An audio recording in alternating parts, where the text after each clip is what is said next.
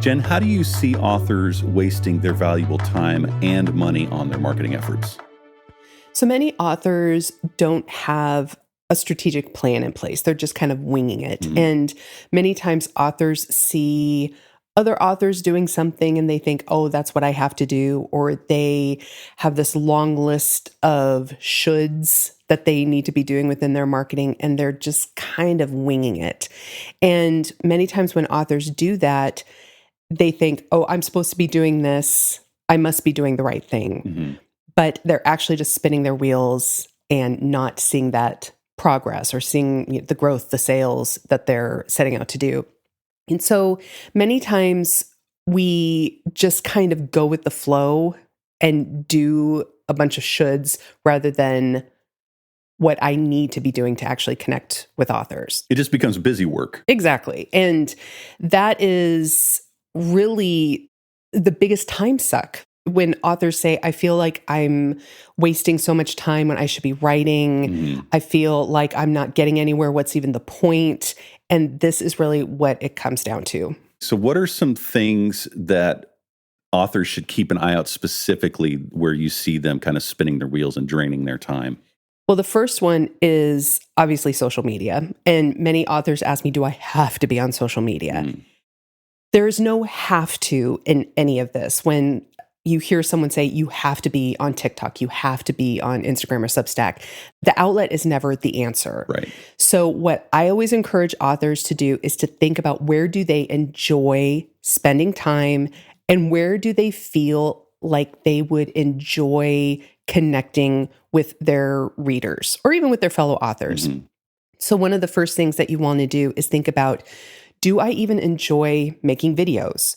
Do I enjoy writing more? Do I enjoy making conversations more? And that is going to tell you and kind of point you in the direction of where you should be. We have a really great free download called Pick Your Platform that helps you really find where it is that you are going to connect with your readers in a way that is going to spark joy and you're going to actually continuously show up. So that's one of the first things. But when we focus on being someplace that we actually like hanging out and where we like to participate in conversations and to connect with people, we're going to show up more regularly. So that is really the first thing. You do not have to be on a specific outlet. You do not have to do X, Y, and Z that you're being told to do. First, step back and assess what is it that I want to participate in, and then go from there. And I've also seen authors see that, oh, well, I'm getting a lot of views on this platform, even though I don't really enjoy being on it. Is it worth it for me to continue to post on Facebook or on TikTok, even though I'm more of an Instagram person or whatever? What are they focusing on that could send them down the path of spending time that's not going to pay off for them for their book sales? So views don't equal sales. We always think, oh, if I'm getting millions of views or if I go viral, then that's just going to automatically translate into sales. No, it's not. Views are really more of a vanity metric. And when we focus more on the views rather than on people actively clicking on the link in our profile or clicking on the link to learn more about our books or about our services or whatever it is that we're promoting, that is the true metric to follow. When we only look at views, we aren't even thinking, okay, is this the right person that's seeing this video? Right. If I made a viral dog video, but it has nothing to do with my books, that's not going to equal into sales. So when we only focus on the views, we're only looking at the surface metrics. What we want to do is to focus more on what are the people that are actually interested and drawn to my book or drawn to what it is that I'm teaching, to actively click on that link to either sign up for our newsletter, to learn more about our book on our sales page, and that kind of thing. So the views aren't a solid metric to base your success on. And I see a lot of authors too expressing frustration about the fact that like Instagram keeps changing the algorithm. And that becomes less of a factor when you're focusing on that connection, when you understand exactly who your ideal reader is. Because if you're just trying to go viral, then of course the algorithm's going to have an impact on those view numbers that don't really matter anyway. Well, and you need to remember that you are your algorithm. Yeah. The algorithm isn't this big machine that's out to get you, and that doesn't work everyone in the same way.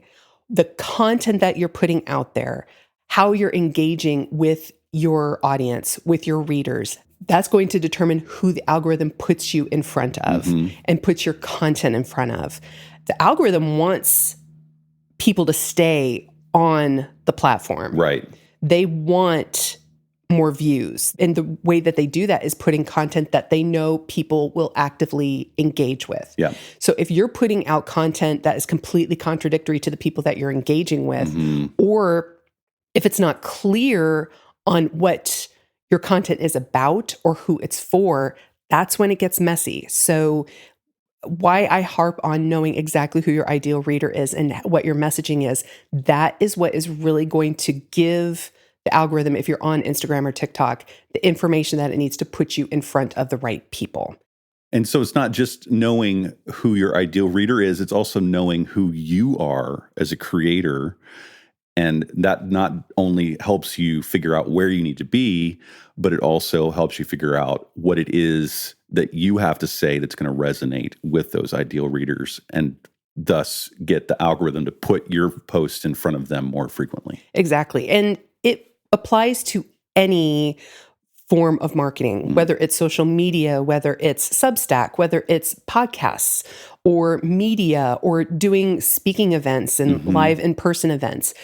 You have got to be crystal clear on what it is that your book is about, how you want to communicate that, how you want to connect with your readers as a human being, because that is what is really going to convert. We focus so much on the connecting with your ideal readers. And yes, that's that first step, but we have to know how to convert them, how to turn them from a mere onlooker to an actual buyer. That's the key. And then to get back to your earlier point about not focusing just on the views and those surface numbers, what should authors actually be looking at that's going to be worth their time when it comes to the metrics to see and assess what's working and what's not working? So we always want to be looking at the bigger picture. How are we actively connecting with readers? How are we communicating our messaging? How are we clearly communicating what it is that our book is about and why it is for them? And many times we only look at those surface metrics, those views, the likes. Comments are good, but what we really need to be thinking about is, okay, I am getting what we were referring to as vanity metrics earlier, but are they taking action? Are we actually driving them? Do we have a call to action for them to take that next step?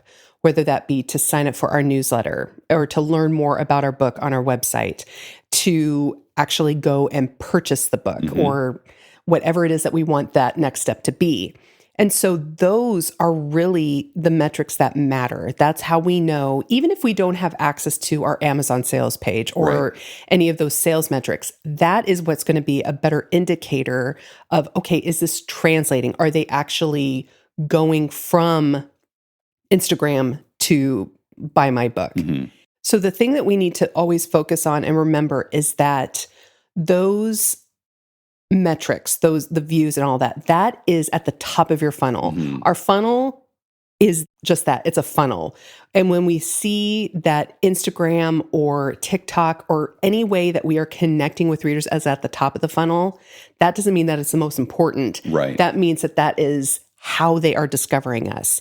And we're making that initial connection. What we're trying to do is funnel them down, filter those people that just might be mere window shoppers into actual buyers. And so those numbers, like your newsletter subscribers or the people that are actively following you, those numbers are going to be smaller than the numbers that are on your Instagram or TikTok followers page. Because I always liken social media as being window shoppers. They're just kind of poking around. What we want to do is filter those mere onlookers from the active buyers by filtering them down into our newsletter. And that's why a newsletter is so important. And so when we only focus on collecting or gathering more and more and more people on our social media, but you're not filtering them down into something like your newsletter, they're warm. They're a warm audience, and you can actively sell to them. That is going to be 10 times more powerful and more effective in regards to your sales numbers than just trying to, again, collect more and more social media followers. But you have to focus on converting them from a social media follower into a subscriber and into a buyer.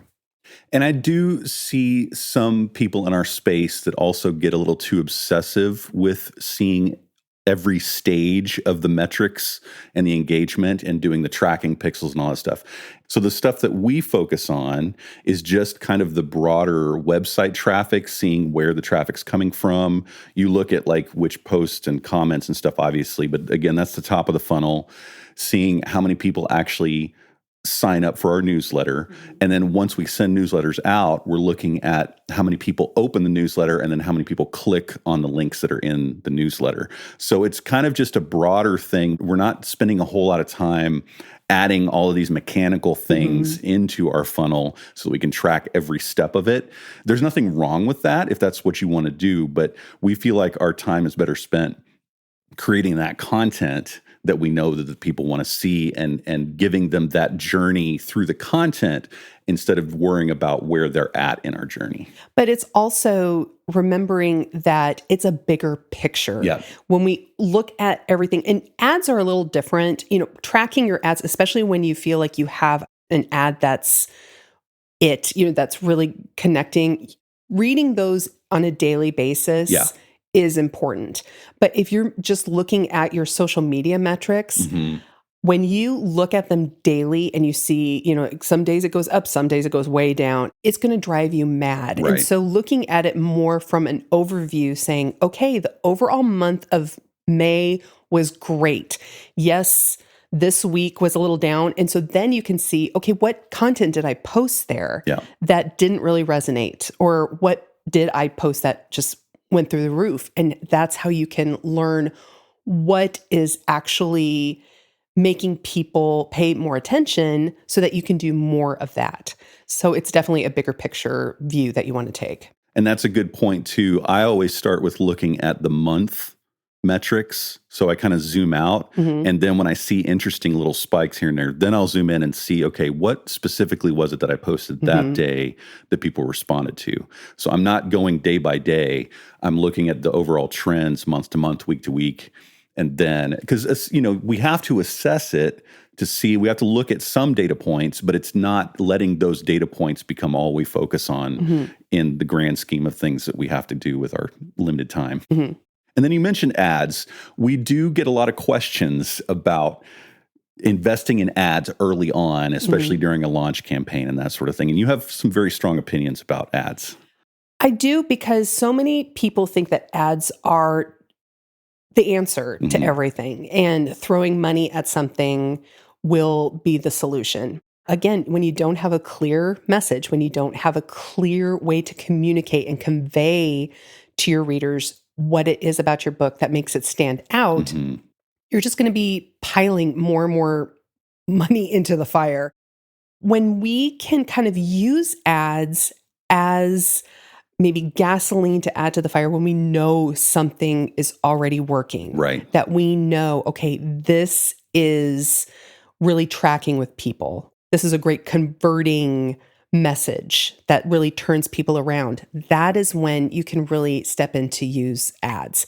Now, one thing that I do recommend is if you're doing something like a social media ad, like let's say Facebook ads, when we test an ad, we're paying for that. Right. And that can add up. And especially if you have a very, very limited budget, that's going to eat up your budget. And you'll hear a lot of people say, it takes a lot of money to make a lot of money. And, that's fine. If that's how you want to do it, that's your prerogative. Yeah. But If you are wanting to play around with ads or even test that out, what I would recommend is taking it as a post first. Mm-hmm. See, okay, are people actually clicking on this? Mm-hmm. Are they engaging with it?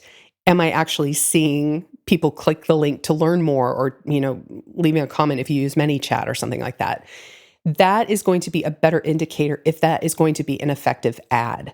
You don't need to test a bunch, do a bunch of A/B testing and paying for that. Try that within your feed first to see if that is going to get you the results that you want. And then once you do find one that really pops off, then that's when you can invest some money behind it in some ads. And the other thing that I see a lot of authors trying to do is going into that ad strategy before they even have their complete online presence built out. They don't have a newsletter set up. They don't have multiple ways to capture people's contact information on their website. And so there's nothing wrong with just making an ad to say, hey, buy my new book. But that money will be much better spent, and the time you invest in that will be much better spent if you have your overall platform and that funnel, that journey that you want your readers to go through kind of fleshed out, and that framework in place to where they can engage with you on a deeper level than just putting an ad out there to promote one specific thing. Well, and it's always time well spent setting that foundation, getting yourself situated, knowing what people are responding to, knowing what it is that you should invest not only your money, but your time into. Yes. When I say a lot of time, it doesn't mean you're taking months and months and months. Right. This is taking a couple of weeks to get these things in order, then testing it out. And when you do that, you're not going to just be throwing money away or wasting a lot of your time. You'll be much more effective and much more strategic. So if you're looking for help on building out your marketing systems and getting your overall framework in place, I would highly recommend that you download our free book marketing blueprint. It's going to help you get things started. But then the next step would be to get the book marketing starter kit. That is going to give you your overall framework. That's going to give you your unique strategy and plan that will help you get your marketing in place, help you connect with your ideal readers, and ultimately help you sell more books. And as always, we love to hear from you and see what's working for you and what you're struggling with so that we can know what we need to talk about on the podcast in future episodes. So let us know in the comments on our website, let us know on social media, and send us an email. If you haven't signed up for our newsletter, you can do that as well. Thank you so much, and we'll talk to you soon.